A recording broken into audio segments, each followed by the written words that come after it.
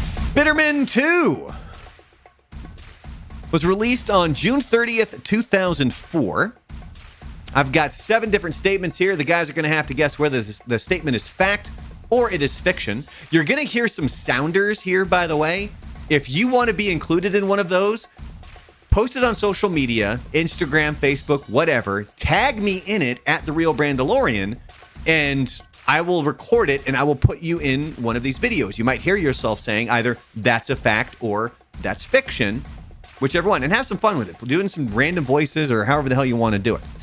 But yeah, so the budget was around $200 million for Spider-Man 2. The box office, almost $800 million worldwide. Statement number 1, which, by the way, give a thumbs up if you guys are enjoying this content.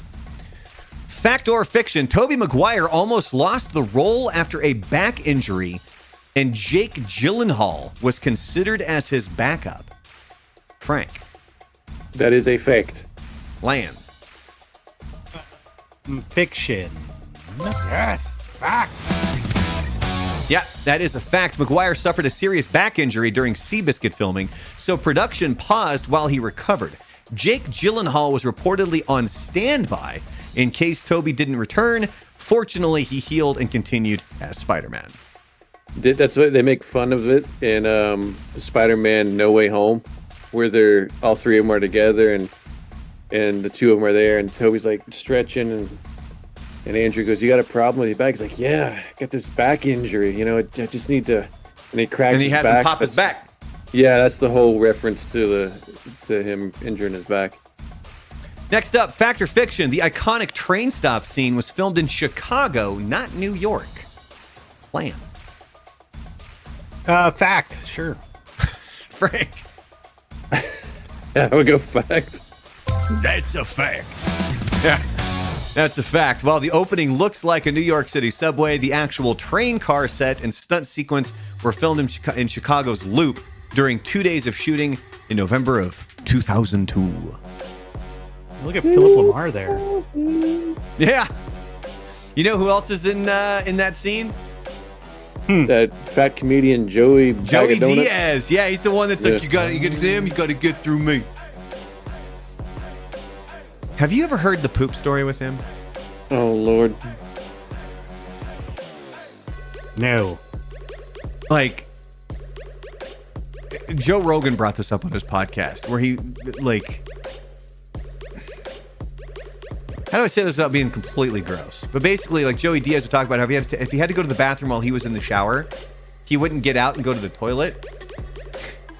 He would just dump in his hand and then throw it into the toilet for gross. The shower.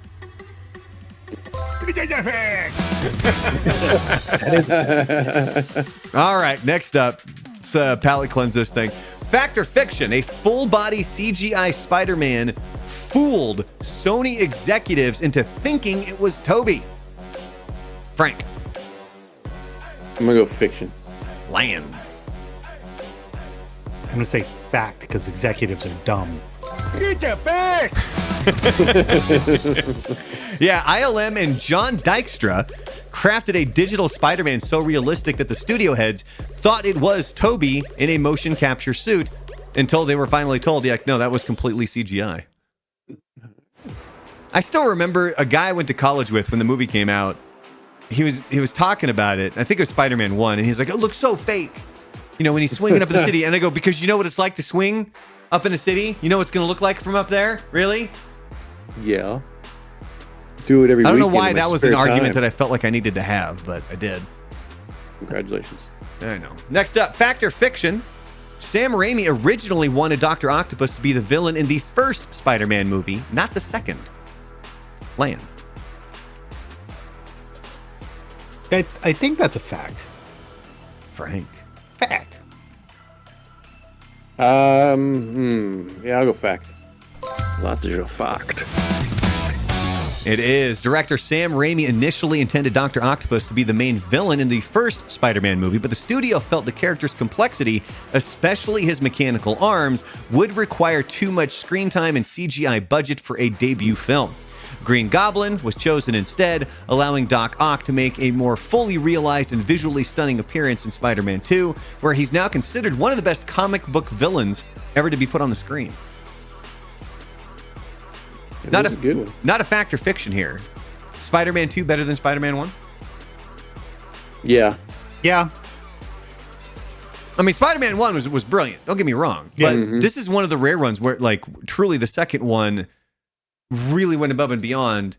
And then the third one was just a turd. Oh, It was garbage. Yeah, it was bad. God, it was so bad. Like, really, Topher Grace is Venom?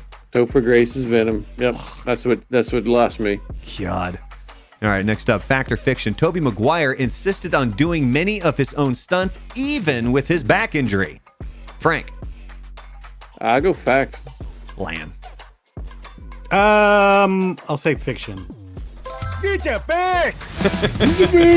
Yeah, despite back injury, Maguire trained hard and performed many of his own stunts, including parts of the train rescue, and he even joked, my back, when pain hit during filming. And that obviously, like Frank said earlier, became sort of a running joke with him. Looks like he's taking a poop in his hand. Yeah, in the shower. Both the Joey Diaz. That is a fact. I learned it from Joey. All right, next up. Fact or fiction, the Spider-Man costume from Spider-Man 2 was redesigned to be more flexible and expressive. Lan. Yeah, they do all that kind of stuff for sequels. Fact. Frank. I don't know why. I want to go fiction on it. Get your back! Yeah, the costume designer updated the suit with smaller eyes, richer colors, segmented muscle padding, and a hinged mask to allow more facial expression while shooting. There you go. All right, last one here. You're all tied up at 4 apiece for nothing, because I don't give away prizes. Although, real quick here, before we jump back into the this final fact or fiction, make sure you check out my Patreon. Again, it's at The Real Brandalorian, all one word. You'll see my, the goat head logo. Because essentially, I'm creating a movie club. And so I'm creating stickers. Have you guys seen the stickers that I started to make? Yeah, I did. Yeah, so essentially, with GOAT being my nickname and everything else, the stickers are recreating scenes from famous movies, except all of the characters are being replaced by goats. The first one was Tombstone with Doc Holliday and the quote of, nonsense, I have not yet begun to defile myself.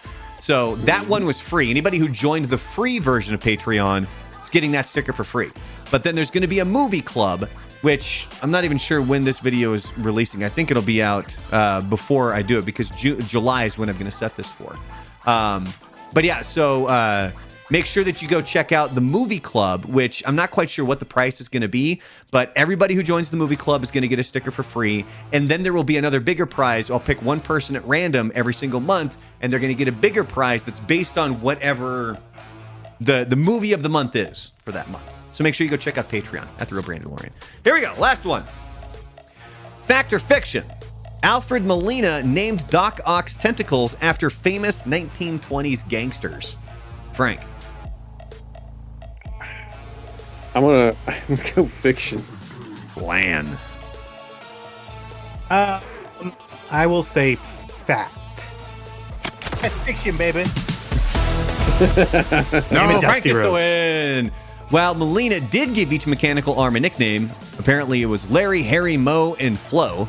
They weren't gangster themed. The urban myth makes for a fun story, but it's not true. Did you ever see when they tested for the first one for Green Goblin, they went with like a latex mask? Yep. And the visual effect, and they thought it was just too scary for kids. Well, it didn't really make sense. Because he still portrays him as himself. He's still Norman Osborn. Whereas that latex mask would have made it look like that was his actual face. Mm-hmm. I kind of want to go watch this movie now.